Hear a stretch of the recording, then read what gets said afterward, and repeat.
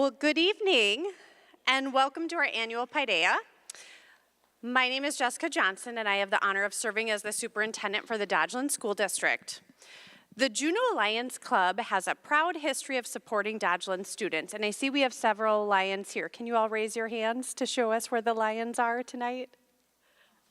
There we go, got a whole row of them. The Lions became a club in 1939, 85 years ago, and from the beginning, the Juneau Lions Club annually recognized the many accomplishments of our high school athletes. In 1984, nearly 40 years ago, the Lions Club added recognition of our high school scholars to this annual event and renamed it the Paideia. Now, I know you were all wondering when you got the invitation, what is Paideia? That's an unusual word. I have a hard time spelling it. The term was used in ancient Greece to describe an idealistic type of education and training provided to students. Paideia stressed a well-rounded education that taught mathematics, philosophy, history, and grammar, but also music and gymnastics. This broad range of studies was designed to produce enlightened young people ready to contribute to Greek society. A Paideia graduate was prepared for an active role in the civic life of Greek culture. When I think about our efforts to create a well-rounded educational experience for today's students, there are many parallels to the Greek Paideia. The arts and music are valued and celebrated. Physical education and health are graduation requirements, just as are mathematics, English, science, social studies, and financial literacy. Students are also encouraged to take additional coursework in areas of personal interest: welding, graphic design, agriculture, business, and more. And we value participation in extracurricular activities, including athletics. Students, tonight is about celebrating your successful involvement in all that Dodgeland has to offer, even if you're stressing about your 4 AP exams coming up. Invitations were sent to over 100 Dodgeland High School students, which speaks to Dodgeland's commitment to learn within the classroom and beyond. Additionally, we will be awarding the traveling trophy tonight to the class with the highest GPA, a Dodgeland tradition that has been in place since 1993. Our guest speaker tonight exemplifies the ideals of a contemporary Paideia experience, and her class earned the traveling trophy both her junior and senior year. Dr. Sarah Cohn graduated from Dodgeland High School in 2000. She graduated from UW-Madison Hospitals and Clinics Diagnostic Radiologic Technology program in 2004. Then she moved on to study diagnostic medical sonography, which she completed in 2008. She continued her education and graduated from Marian University in 2010, and then again in the Medical College of Wisconsin, earning the title of medical doctor in 2023. Congratulations, Dr. Sarah. She's currently working at Milwaukee at St. Joseph's Hospital in internal medicine, and she'll start training at Froedtert and the Medical College of Wisconsin in July in radiation oncology. Sarah is also mom to 2019 Dodgeland graduates, Jada and Caleb Cohn, and has 2 stepdaughters, Violet and Cece. Sarah and her husband Andy love exploring nature, most recently having taken a backpacking trip to Isle Royale National Park in Michigan last year, and they're planning a really cool trip, an Arctic Fat Tire bike adventure in Norway next year. I didn't know Sarah as a student at Dodgeland. I did know her as a parent back in elementary school. But Mrs. Henthorne nominated her as a guest speaker. So knowing how Mrs. Henthorne said she wanted to nominate her because she knew how hard she worked to get to where she was today. So since Mrs. Henthorne knew her so well as a high school student, I was curious to know what Sarah was like in high school. And here's what Mrs. Henthorne had to share with me. Sarah was a really smart, opinionated girl in school. I would compare her to Hermione Granger from Harry Potter. I'm pretty sure that lots of boys wanted to date her, but they were probably too afraid to ask her out because of her intellect and her don't tell me what to do attitude. Sarah also had a lot of nervous energy. She took an art class with Mrs. Henthorne and it stressed her out. But that's because Sarah was a perfectionist with determination, and Mrs. Henthorne never doubted that she would do great things with her life. And she certainly has. We get to hear all about it. Please join me in welcoming 2000 Dodgeland graduate Dr. Sarah Cohn to the stage.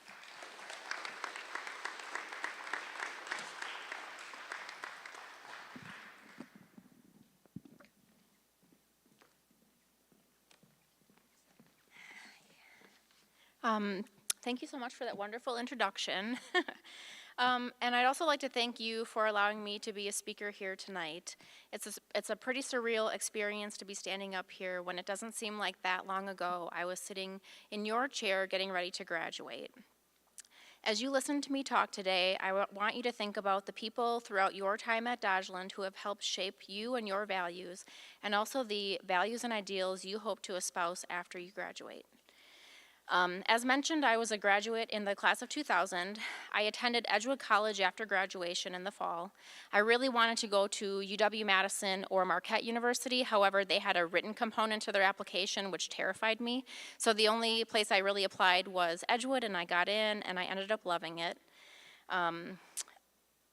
During the first few months of college, I did realize, though, as at Dodgeland, I was a high achiever and I took all the classes possible. Compared to my peers, I was just an average student, maybe above average student at college. And a lot of my peers had things that we didn't have at Dodgeland at the time, such as AP courses. We didn't have those here. And the highest math classes that I think I took was pre-calc, where a lot of people had more advanced classes.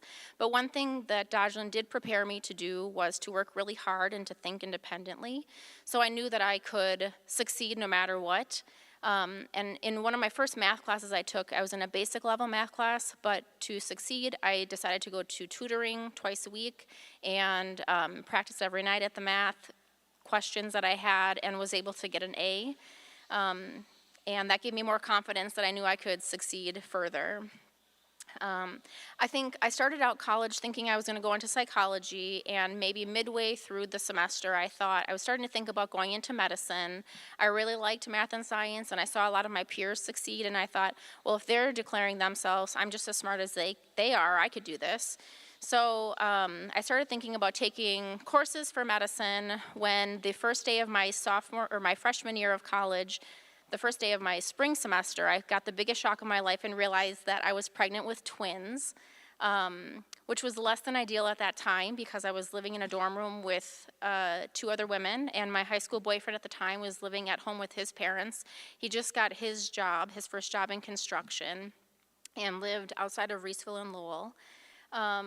I had to evaluate what I wanted at that time, and I think I decided that while med school was high on my priority list, I also wanted to be the best mom I could be, which meant sacrificing that dream to get another type of education, which would allow me to financially support myself and my children no matter what. So I decided with all of my exposure to ultrasounds that I wanted to go into ultrasound. I took a semester off to have the babies, so I had them the first day of my sophomore year of college, took a semester off, and then I went back to college the second semester, and since my boyfriend and I didn't have a lot of money at that time to pay for childcare, I took the babies with me to Edgewood College, and my old roommates would watch them while I was in classes.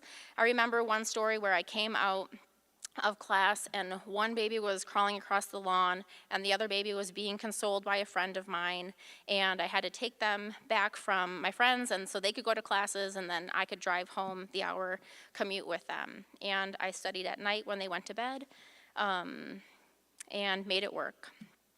But I think after that semester I realized how hard it was. I took another year off, and then I transferred to Marion College where I could do adult accelerated classes at night and stay home with the babies during the day while my then husband worked, and then ended up getting into the x-ray program at Madison and then ultrasound program. And while I think it's important to understand I had a lot of drive and determination, I also had a lot of help along that career path. I graduated ultrasound school when my twins were 7, but before that, and to get there, I lived with my boyfriend who became my husband, who paid the rent and the bills for a while. I mentioned I had my friends who helped me watch the twins while I was in classes, which helped. And also I had the support of my parents and my husband's parents who would also help watch the twins for me and us on weekends as I was working as a waitress at Benvenuto's to help support our income as well. I also had many mentors in college that helped me arrange my classes so that they'd be more friendly for my schedule, so maybe I only had to go to campus a few days a week versus every day. And they also believed in me, and they made me feel like I could succeed with their help. So I think it's also important to note that while I succeeded in college, it also took a toll on my personal life and my marriage. Before ultrasound school started, I ended up getting divorced to my husband. We were married when we were 20 years old. We got divorced when we were 25 and remained good friends and co-parents. But that meant that I had to be a single mom from the time I was in ultrasound school until the time the twins graduated, which was very difficult. But I would say that I had set myself up successfully because I had gotten that x-ray degree to begin with. So I could work in x-ray while going to ultrasound school and support myself, and then eventually graduating from ultrasound. I will say that when I started my first job in ultrasound, I was 27 years old. I realized while I loved it, I still wanted more education and more challenge, and I didn't feel like I was done learning yet. I had mentioned to a radiologist that I worked with that I was interested in maybe going to medical school one day, and he was very excited, and he told me, "You should absolutely do that. You'd be a great doctor," which gave me the confidence that I needed to fuel my dream. However, my kids were still young and in school and very involved in sports, so I didn't think that was the time of my life to do so. Eventually, I got a job in Madison where I worked with another doctor, and I shared my dream, and he had a very similar response and told me he'd do whatever he could to help me go to medical school when I was ready. Finally, when my kids were in 10th grade, I started thinking about what my life would be like when they graduated high school and how much time I would have, and I thought maybe then would be the appropriate time for me to look into it. So I met with a college counselor at UW-Madison to see what steps I would have to take to go to medical school, and it was essentially 2 years of taking prerequisite courses. I asked my kids at that time how they would feel about me missing a lot of their sporting events because I was going to be working full-time and taking classes, and they were very supportive and my biggest cheerleaders, and asked that I still make their important events like state track meets or hockey events. So when they were in 10th grade, I started taking 9 to 10 credits a semester at the Madison Area Technical College to take my prerequisites to get into medical school. And I would just shout out to you that Madison Area Technical College is a fantastic school. They have great classes, they're very inexpensive, and great professors. I would do that again in a heartbeat. So for 2 years I took those classes. I went to school, I worked until 4:30 p.m. I went to college, I worked until 4:30 p.m. I then went to school until 9 or 10 p.m. I got home, I studied until about 12 or 1 a.m. and then would get up at 5 a.m., make breakfast, lunches, and dinner for my kids, and then start the day again. I did this 4 days a week for 2 years, and it was physically and mentally exhausting. However, I knew that there would be a light at the end of the tunnel. At the end of that 2 years, you have to take a test to get into medical school called the MCAT, and how well you do on the MCAT determines how competitive you'll be. So I took it, not very well prepared because it's a very hard test, and I was working full-time and going to school, and I passed, but to say I passed was very, I use that term loosely because I barely passed. I did not do very well, and I didn't think I'd be getting in that year. But to me, it was just another setback. I had planned to pay for a prep course to go the following year, reapply, and I was getting ready to do that when I actually got invited to interview at the Medical College of Wisconsin, which I was so excited about because I figured if I could talk to someone face-to-face and tell them my story and tell them how excited I was, that there was no way they wouldn't let me in. And when I got there, I met with 2 people who wanted to hear my story, and they were very impressed, but they also wanted to know if the MCAT is indicative of how you'll do in medical school, what the difference would be, and how I would succeed in medical school. And my answer to that was very easy, because once I got to medical school, I wouldn't be a full-time mom to twins. My twins would have already graduated. I wouldn't be working a full-time job and going to school. My only job would be to be a medical student.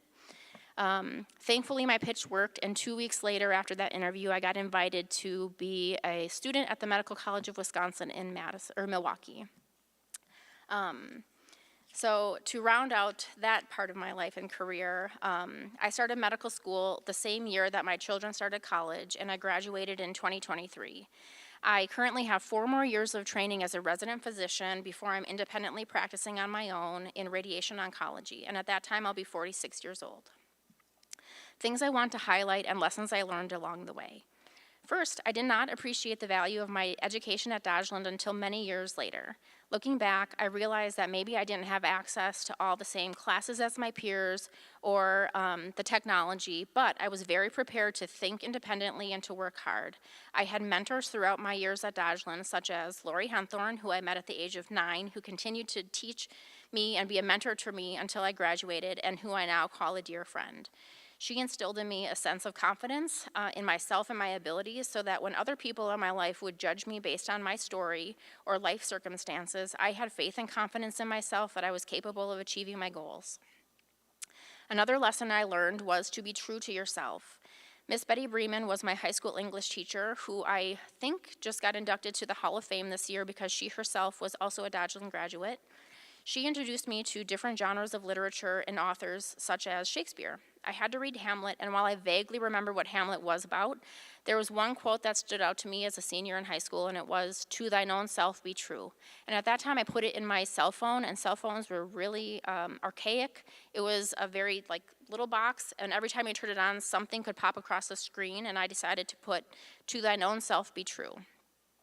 So every time I looked at my phone, it was a constant reminder that I needed to value myself, love myself, and be true to myself.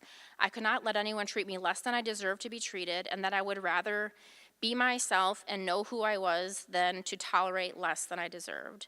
This knowledge gave me a strong sense of myself and helped me carry through school, relationships, and tough times. I know also that I will do what is right over what is popular because I am happy and confident in who I am. I've also learned to embrace failure, and I think that is one of the biggest lessons we can learn in life.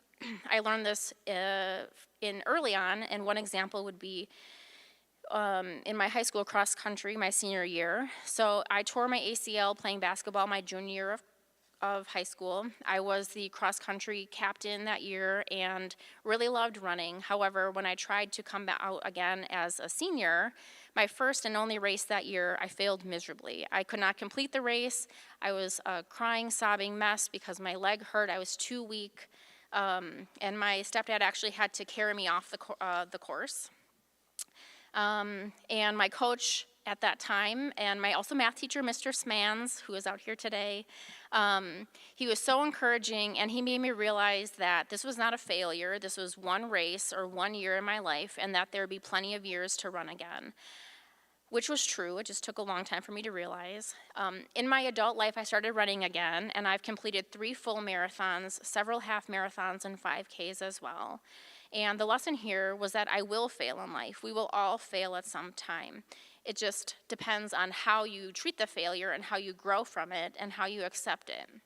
I will tell you that in every job interview I've ever had and every application that I've had for medical school and residency, they all want to know a time of your life that you have failed and how you have learned from it and grown from it. And they want to know how you have exhibited determination and grit from your failure. So I would encourage you to think about failure not as an end to everything, but rather a stepping point and a way to grow. I could also go on and on about my life failures, but that wouldn't be as exciting. But I want to highlight a few. One was getting pregnant with twins my freshman year of college. At the time, it felt like a huge setback for me, and many people maybe would have dropped out of college. However, I decided to use it as a way to propel myself forward and continue on in maybe a different trajectory. I felt like I failed at my marriage when we got divorced. However, again, I was able to grow from that, become friends with my ex-husband. We co-parented very well, and I think that the reflection of that divorce made me have better relationships throughout my life.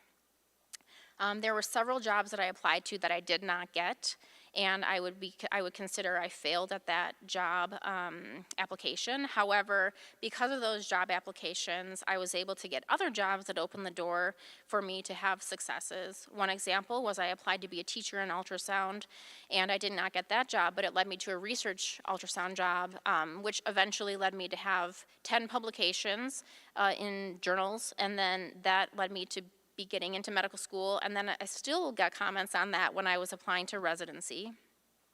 And then, as I already mentioned, I did not do well on that MCAT, which many of my peers would have just stopped their application and not applied. However, I just saw it as a setback and not a career-ending phase. Another lesson I learned was that a timeline should be flexible. I was talking to a previous Dodgeland graduate of 2019, and he told me that he really wanted to be a professional umpire, but he thought that the timeline was too long and that he'd be too old and he just wanted to make money. And he eventually wanted to pursue, he ended up pursuing, I think, a career in law enforcement, which is a great career. But if your dream is to be a professional umpire, then I felt he should have done that, and he could have done both, or he could have taken the time to do both. And it broke my heart that he felt that there was this strict timeline to achieve your goals and your dreams. As I mentioned, I was 27 when I graduated ultrasound school. I was 37 when I was accepted to medical school. I was 41 when I graduated that, and I'll be 46 when I'm a practicing physician. I feel like I made the best choices for myself and that I'm still learning and still growing, and if at 46 I want to do something different, like go to law school, that I'm going to do it because it's my timeline that matters. It's not anyone else's timeline. So I want to end with a story of how Dodgeland and the people here are far-reaching. A few years ago, when I was in my third year of medical school, I met a neurosurgeon, and he was very curious about everyone and where they're from, and he asked me where I was from, and I'm used to giving a vague answer like, oh, an hour and a half north of Milwaukee. And he said, where? And I said, near Beaver Dam. And he said, well, where? And I told him Juneau, and he said, oh yeah, you must have gone to Dodgeland, which I was truly shocked about this because no one has heard of Dodgeland. And he then told me that he lives in Milwaukee with his wife. However, he also has a hobby farm outside of Lowell, and he loves it, and he loves the people and the community, and he thinks that Dodgeland consistently produces high-achieving kids, and he thinks part of that reason is this strong FFA program. And I can tell you, there was never a time I was more proud to be from Dodgeland. So I thought, you know, I think we tend to, as a school, get looked down upon by other communities, but, you know, we have fantastic faculty, teachers, coaches, staff here who really care about their students, and they want you to succeed, and they continue to be mentors to me and hopefully to you for the duration of your life. So again, I'm really proud to be from Dodgeland, and I thought that was a really great end to my story. So yeah, thank you so much for letting me talk about my life. I also wanted to give anyone, you know, at the end an opportunity to talk to me if you have questions or comments or, you know, questions about your career path. I'll be waiting around as well. So.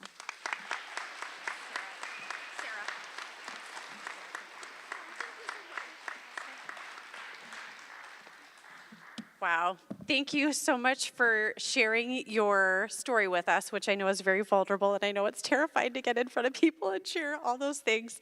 I think your journey is an incredible message for students, because this room is filled with high school students and young adults who are high achieving and strive for a lot and have big goals. And I think it's so important to remember that those moments that feel like failures are just obstacles that can propel you on your way. So that was such an incredible story to share with us, and I thank you so much. Let's give her another round of applause.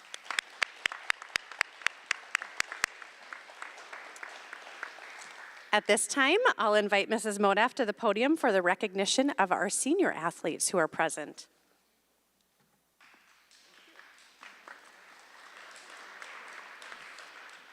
Well, good evening, everyone, and I'd first like to say thank you to the Juneau Lion Club members for sponsoring this annual awards program and for recognizing our students' academic and also their athletic achievements. Our Dodgeland School District is very blessed, as well as our students, to have your ongoing support and your commitment to celebrating excellence. So thank you. Congratulations to our students who are being recognized here tonight. This is your night to shine. You've invested yourself into high levels of performance, both in the classrooms as well as in the athletic arenas. So be very proud of your accomplishments and celebrate that tonight. I would also like to recognize the parents that are here tonight. Thank you for encouraging and supporting your child's dedication towards both academic achievement and also participation in Dodgeland's athletics and co-curricular activities.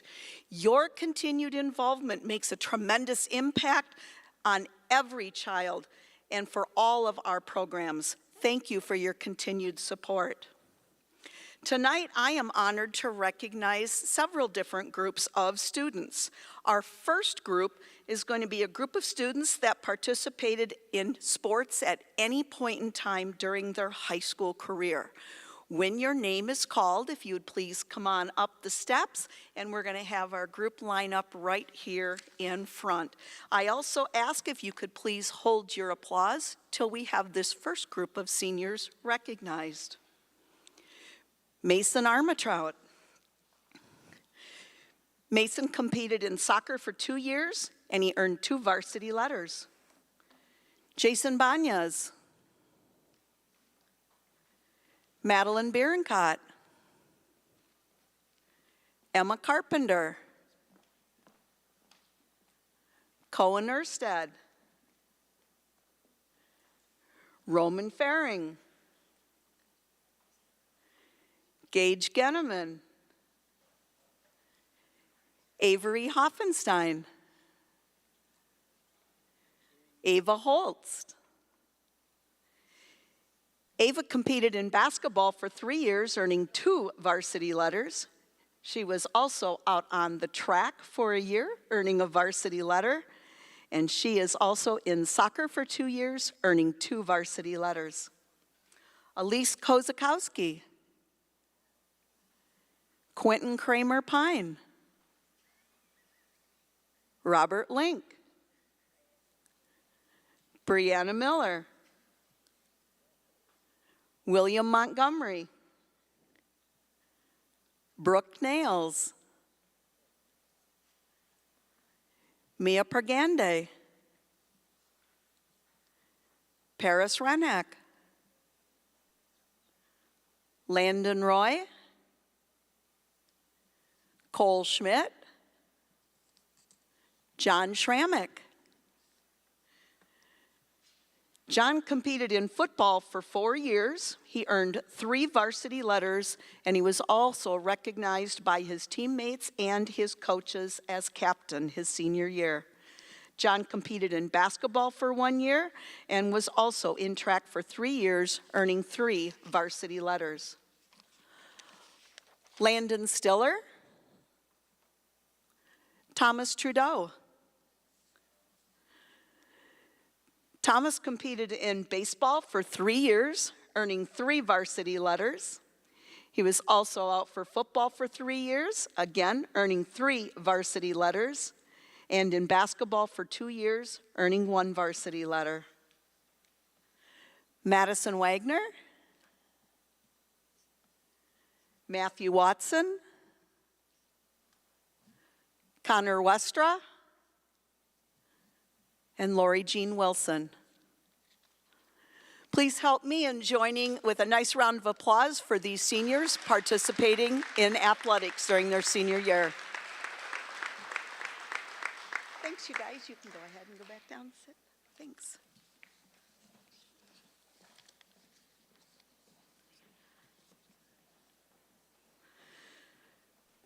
The second group of senior athletes are seniors that earned 4 varsity letters in 1 or more sports during their high school career. Each of these student athletes will be receiving a plaque recognizing their achievements, and Mr. Gisha will help distribute those awards. Ryan Fairman. Ryan is earning his 4-year letter winner's plaque for football. Allie Feilbach. Allie is earning her 4-year letter winner plaque in soccer. Nathan Johnson. Nathan is earning his 4-year letter winner plaque in football. Taylor Justman.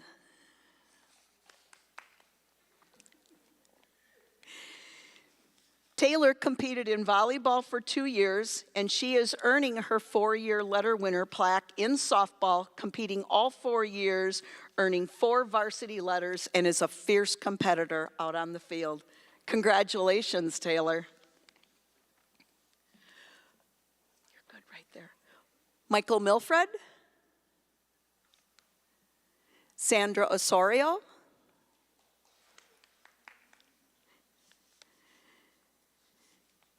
Sandy has competed in track for 3 years, earning 3 varsity letters. She also competed in the state track meet one of those years. She is competing in soccer this spring and will be earning a varsity letter. And Sandy competed in cross country for 4 years, earning 4 varsity letters, selected by her teammates and her coaches as captain, and also competed at state for 2 years. Congratulations, Sandra. Olivia Pazig.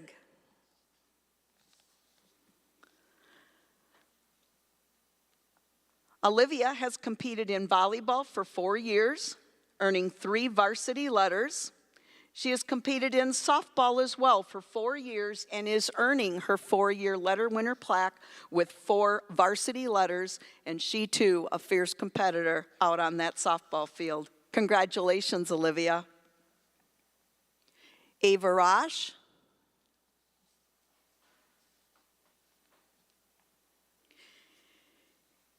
Ava has competed in cross country for 4 years, earning 4 varsity letters, being recognized by her teammates and her coaches 3 years as MVP, 2 years as captain, and has competed at the state cross country meet for 3 years. Additionally, Ava has competed in track for 4 years, earning 4 varsity letters, selected as captain 1 year, and competed at state for 3 years, and she's got another season yet, so I think she has some plans to go back to lacrosse in June. Ava was also a member of our 2022 State Division III runner-up. Ava, congratulations on earning a 4-year letter winner's plaque for both cross-country and track and field. And Lydia Vandenberg. Lydia is earning her 4-year letter winner's plaque for cross-country, competing for 4 years, 4 varsity letters, recognized as a captain for 1 year, state 2 years, basketball for 1 year, and also soccer 4 years and 4 varsity letters. Please help me joining in recognizing these 4-year letter winners.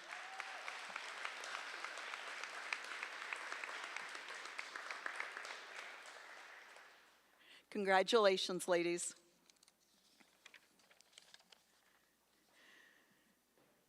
The final activity in the group of students that I'd like to recognize tonight, I realize that neither one of them are here, but in 2017, Dodgeland partnered with multiple schools in our area in forming a competitive youth trap shooting program.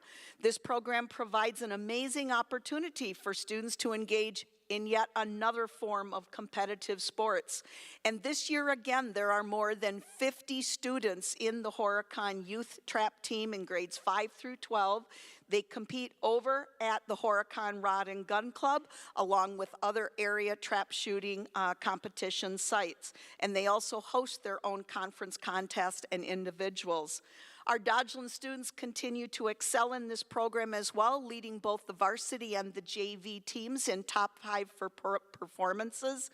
And we hear regularly about them crushing 25 in a row or 50 in a row, which is an amazing accomplishment. Our students also go on to represent the Horicon Youth Trap Team at both national and state competitions. Our 2 seniors competing in trap this year, Maddie Wagner, this is her first year shooting trap, and she's balancing her spring between soccer and also shooting trap. And Brooke Nails, she has been in the Horicon Youth Trap Team since 2000. Brooke will be earning her 4-year letter winner's plaque this summer when they do their awards program. So it is my honor to also recognize them, and congratulations to all of our athletes here tonight and on your achievements.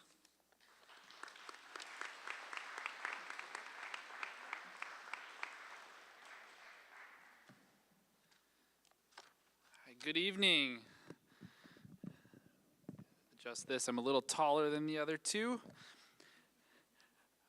For those of you who don't know, my name is Dom Gisha. I'm the middle school, high school principal here at Dodgeland, and I'm very excited this evening to be presenting a number of awards and certificates to all of our to a bunch of our really great students here at Dodgeland.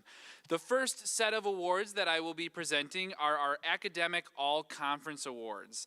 The Academic All-Conference Awards are to recognize students that excel in the classroom. To be recognized as an academic all-conference student, the student must meet the following criteria. They must complete 4 semesters in high school while maintaining a 3.5 cumulative grade point average.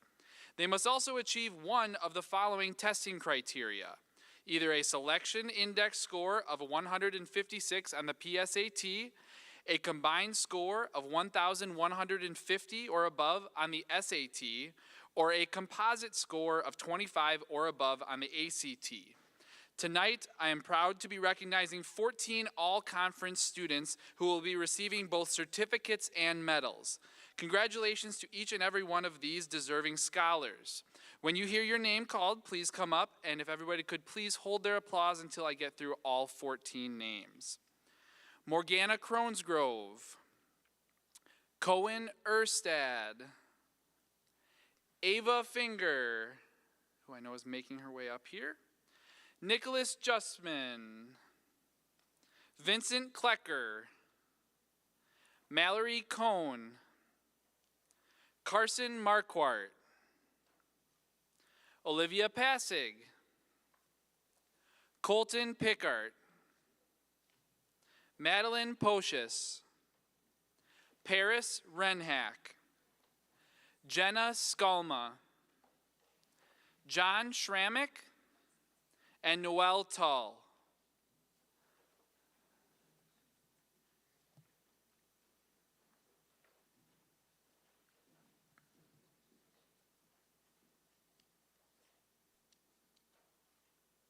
I went a little quick.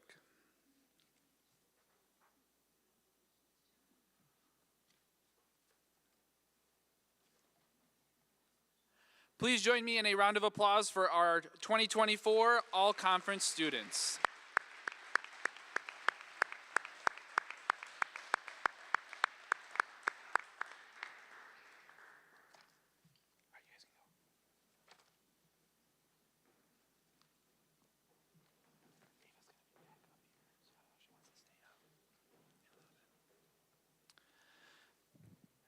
The next recognition will be our certificates of recognition. Next, we will be honoring members of each high school class who have diligently attended to their academic studies and consistently strive for academic excellence. The Academic Excellence Awards are presented to students who have achieved a cumulative grade point average of 3.33 or higher throughout the first semester of the current school year. I ask that you please hold your applause until we have all students up in front of you. And I will be doing these by class. So we're going to start with the class of 2027 receiving certificates, so our freshmen. Kayla Avalos Salas, Riley Belsha, Elizabeth Bork, Blake Gutman, Alex Justman, Abigail Cast, Brianna Miller, Haley Mueller, Jordan Meyer, Alex Nails, Brady Nelson, Bo Ryder, Keely Schultz, Delaney Schwant, Braxton Soldner, Lillian Tracy, Jalen Ubik, Sierra Wagner, and Isaiah Younger.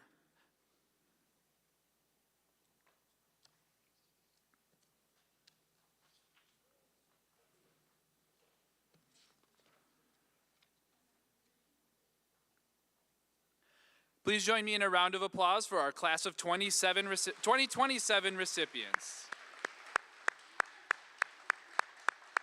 Smile pretty.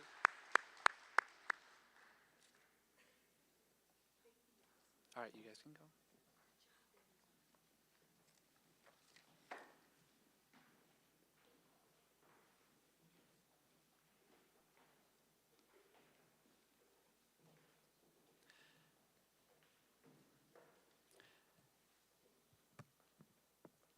Next, I will be recognizing the members of the class of 2026 who are receiving their certificates this evening. Ashley Alator, Jayla Albrecht, Peyton Appland, Scarlett Armendariz, Alexis Bingen, Savannah Buboltz, Julia Candelaria Perez, Caleb Cousineau, Caden Deneur, Olivia Downey, Brina Drager, Allison Egan, Bella Ferrari, Kyle Galston, Layla Heidner, Zoe Hilby, Isabel Justman, Andy Kelly, Carmen Lake, Adrian Leffler, Riley Martin, Abigail Astrike, Lawrence Onison, Angelina Prill, Noah Roberts, Isabella Rogers, Ryan Romero, Bianca Sebero, Alyssa Tull, Sebastian Velasquez Cabrera, Wade Winter, Balin Zahn, and Jamie Zetzer.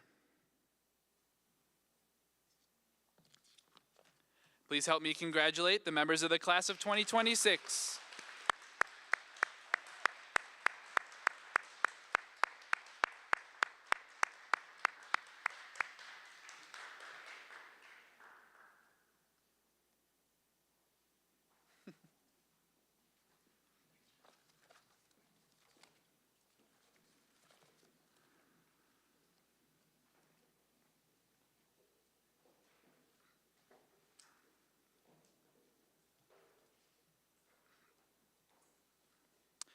Next, we will recognize the members of the class of 2025 who are receiving their certificates this evening.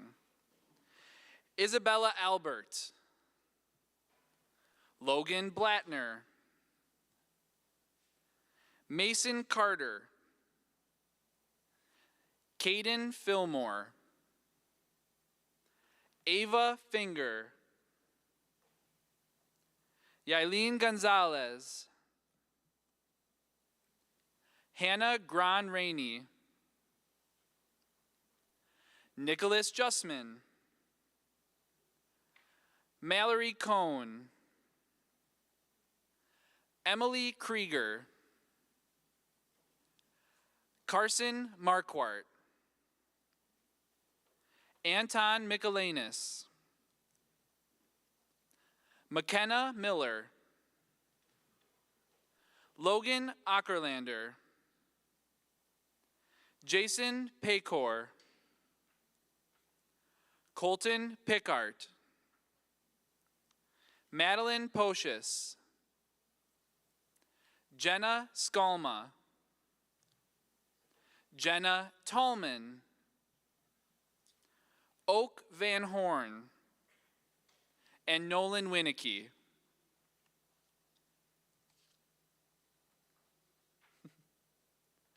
Please help me congratulate the members of the class of 2012 receiving their certificates this evening.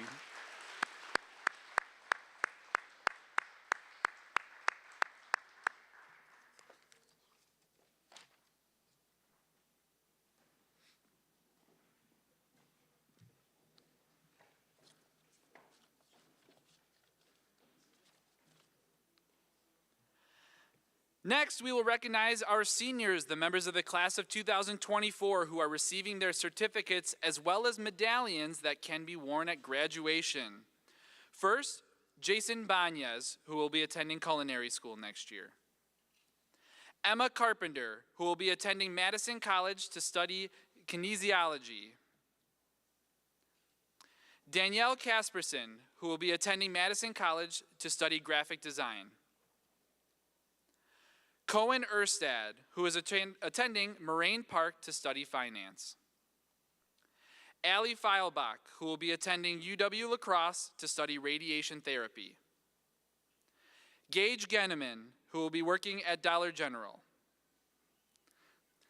Amanda Hadley, who will be attending Moraine Park to study general art. Avery Hoffenstein, who will be attending Madison College and is undecided at this time. Ava Holtz, who will be attending UW La Crosse to study recreational therapy. Taylor Justman, who will be attending UW La Crosse to study sports management. Vincent Klecker, who will be attending UW Stout to study animation. Elise Kozakowski, Alverno College to study business management. Michael Milfred, who will be attending UW Parkside to study kinesiology and sports performance. Brooke Nails, who will be working for Staub Construction Company. Sandra Osario, who will be attending UW-Madison to study nursing. Olivia Passig, who will be attending UW River Falls to study elementary education. Ava Rosh, who will be attending Grand Valley State University to study biochemistry. Paris Renhack, who will be attending Moraine Park to study radiology technician. Landon Stiller, who will be attending Moraine Park to study electrical. Noelle Tull, who will be attending Ripon College to study biology. Lydia Vandenberg, who will be attending Madison College to study interior design. And Lori Jean Wilson, who will be entering either the military or workforce. Please help me congratulate our 2024 graduates on their accomplishments.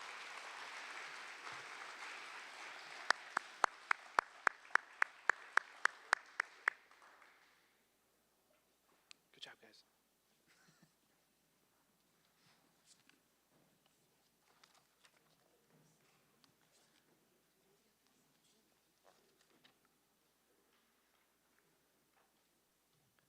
Next, I will be recognizing our two top students of our graduating senior class, our salutatorian and our valedictorian.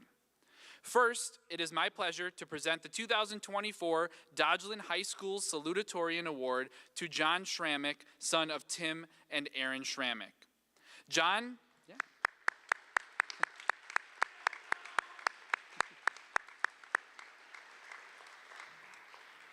John has achieved a cumulative GPA of 4.375 and has experienced many academic successes throughout his high school career in addition to his challenging academic coursework. Next year, John will be attending the University of Oklahoma to study air traffic management. As a student at Dodgeland, John has been involved in numerous activities, including football, FFA, track and field, academic bowl, and academic decathlon. John's positive attitude, strong work ethic, and sense of humor, most of the time, are all attributes that have helped him find success while as a student at Dodgeland.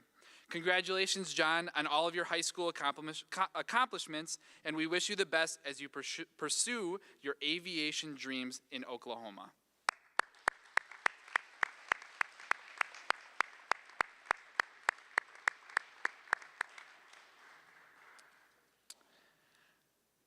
It is my pleasure to recognize and present the 2024 Dodgeland High School Valedictorian Award to Morgana Cronesgrove, child and student of Aislinn Cronesgrove.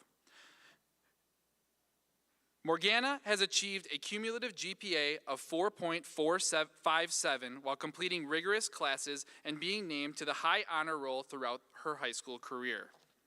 Next year, Morgana will attend UW-Madison to major in political science. In addition to their academics, Morgana has been involved in mock trial, inclusivity club, and more. Morgana's creative mind and true passion for learning are going to be great assets as they continue their education with the goal of becoming a lawyer. Congratulations to Morgana on this amazing accomplishment. Everyone at Dodgeland looks forward to seeing the amazing things you do in the future.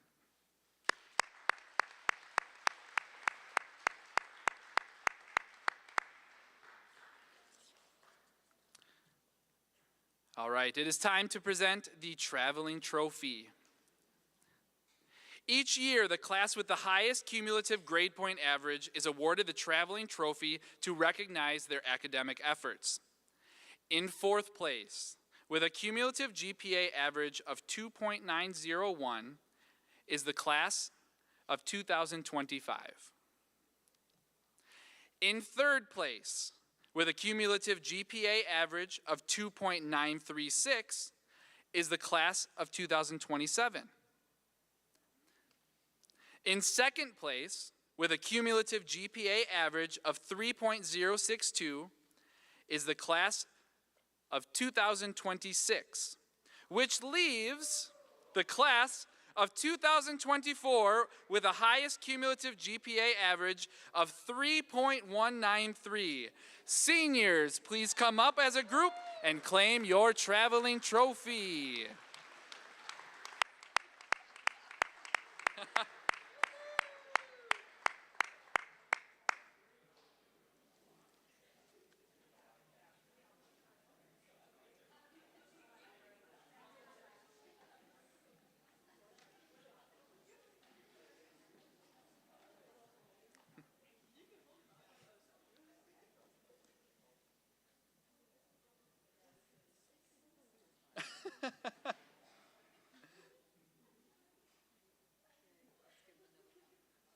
Don't drop it, Sandy.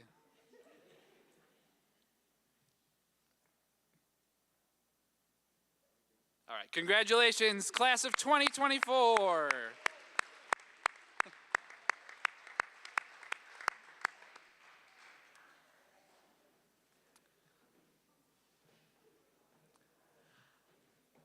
Okay, in just a few moments, we'll have a few closing remarks from the Juneau Lions Club. Just a couple of reminders before we get to that point. First of all, I just want to take a second to thank all of you for attending our ceremony this evening. It shows a true dedication to all of the amazing things that our students here at Dodgeland do inside the classroom, outside of the classroom, which makes me so proud to be the principal here. Pictures of all award winners will be taken at the conclusion of tonight's program in back by the backdrop. Students are asked to meet at the front where the awards have been presented so that group pictures can be taken and submitted as well. Parents are welcome to take as many photos as you'd like. Post them everywhere. Kids love that. Also at the end, please help yourself in the back. We do have cookies and water as just a small token to celebrate the amazing things tonight. I would now like to welcome to the stage Juneau Lion Ashley Kempfer for the final words of the evening.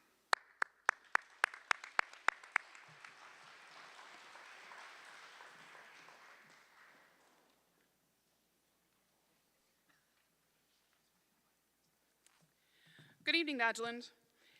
All these students and your support systems, which include family, friends, teachers, and faculty. I'm Lion Ashley Kempfer, and I'm here to congratulate you on behalf of your Juneau Lions. As Mrs. Johnson touched on earlier, Paideia is such an odd word, and it's such a cool thing that we get to celebrate that here tonight.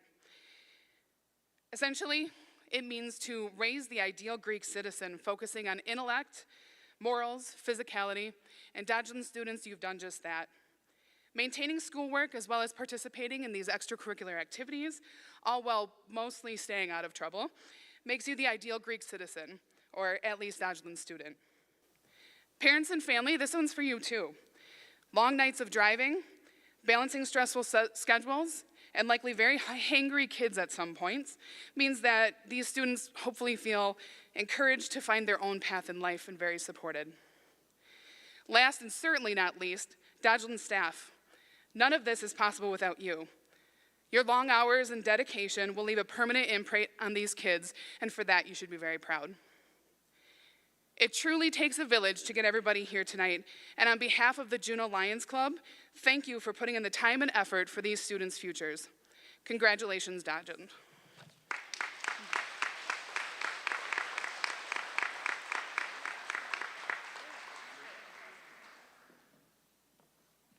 All right, let's start with the class of '24 back there. The rest of you can start eating cookies.